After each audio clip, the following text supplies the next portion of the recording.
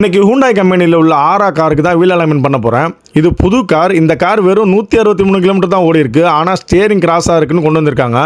இப்போ wheel alignment எந்த அளவுக்கு சேஞ்ச் ஆயிருக்குன்னு செக் பண்ணலாம் வாங்க.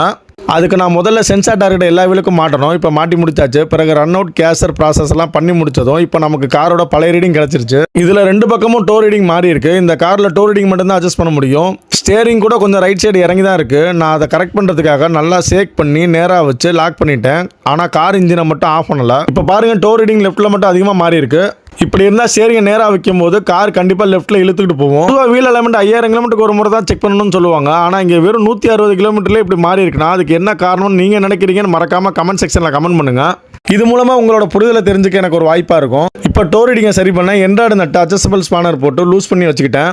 பிறகு 2 பக்கமும் என்ட்ராய்டு அட்ஜஸ்ட் பண்ணி ரீடிங்கை சரியாக கொண்டு வந்து வச்சுட்டு நட்டை ஃபுல் டைட் வச்சுட்டேன். இப்போ டோ ரீடிங் பர்ஃபெக்ட் ஆகிடுச்சு. அதுக்கப்புறமா பிரிண்ட்டை போட்டு முடிச்சு ஸ்டியரிங்கோட சென்டர் பொசிஷனை கன்ஃபார்ம் பண்ண டெஸ்ட் ட்ரைவ் போனேன். இப்போ காரை ஓட்டி பார்க்கும்போது ஸ்டியரிங் ரொம்ப ஃப்ளெக்சிபிளாகவும் அதோட பக்கா ஸ்டெடியாகவும் இருந்துச்சு. கார் எந்த பக்கமும் இழுக்கல. ஓகே ஃப்ரெண்ட்ஸ், இந்த வீடியோ பிடிச்சிருந்தா ஒரு லைக் போடுங்க. நம்ம சேனலை மறக்காமல் சப்ஸ்கிரைப் பண்ணுங்கள்.